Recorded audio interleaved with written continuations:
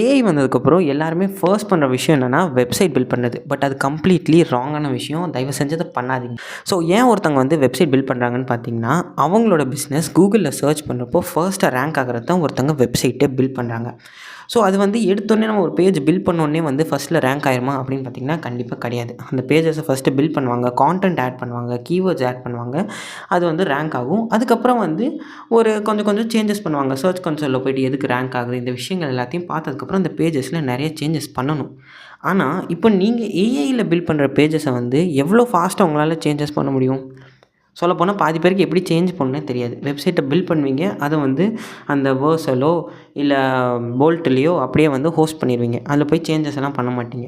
இப்போது ஒரு பிஸ்னஸ் இருக்குன்னா, அவங்களுக்கு வந்து அந்த விஷயம் வந்து கஸ்டமைசபிளாக இருக்கணும். அந்த கான்டென்ட்டை வந்து சேஞ்ச் பண்ண முடியணும், கீவேர்ட்ஸ் ஆட் பண்ண வேண்டியதும். பட் இந்த ஏஐ பில்ட் பண்ணுற வெப்சைட்ஸை வந்து நம்மளால் சேஞ்சும் பண்ண முடியாது. சேஞ்ச் பண்ண முடிஞ்சாலுமே ரொம்ப நேரம் எடுத்துக்கும். நீங்கள் ரொம்ப கோடை சேஞ்ச் பண்ணணும். இந்த ப்ராப்ளமை ஃபிக்ஸ் பண்ணுறதுக்கு தான் சிஎம்எஸ் கான்டென்ட் மேனேஜ்மெண்ட் சிஸ்டம் அப்படின்னு சொல்லிட்டு வேர்ட்பிரஸ் அப்புறம் ட்ரூப்பல் இது வந்து ஃபேமஸான பிளாட்ஃபார்ம்ஸ் யூஸ் பண்ணுறாங்க.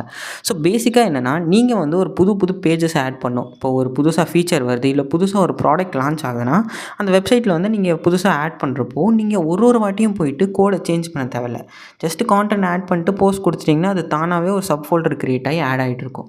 ஸோ சிஎம்எஸ் பிளாட்ஃபார்ம்ஸ் தான் இன்னுமே வெப்சைட்ஸில் அதிகமாக யூஸ் பண்ணப்படுது. வேர்ட்பிரஸ் தான் கிட்டத்தட்ட 70% மார்க்கெட் ஷேர் வச்சுருக்காங்க எல்லா வெப்சைட்ஸ்லையுமே. ஸோ நீங்கள் அஸ் அ ஸ்கில்லாக ஏஐ யூஸ் பண்ணி வெப்சைட் பில்ட் பண்ணுறதை நிப்பாட்டிட்டு சிஎம்எஸ்க்கு தீம்ஸை பில்ட் பண்ணுங்கள். வேர்ட்பிரஸ்க்கு ஏற்ற மாதிரி அழகழகான தீம்ஸை பில்ட் பண்ணிங்கன்னா அது ரியலாகவே ஒரு ஸ்கில்லை கன்சிடர் ஆகும். உங்களுக்கும் பே பண்ணுறதுக்கு ரெடியாக இருப்பாங்க. ஸோ இந்த வீடியோ உங்களுக்கு ஹெல்ப்ஃபுல்லாக இருந்துச்சுன்னா மறக்காமல் நம்ம சேனலை சப்ஸ்கிரைப் பண்ணிக்கோங்க.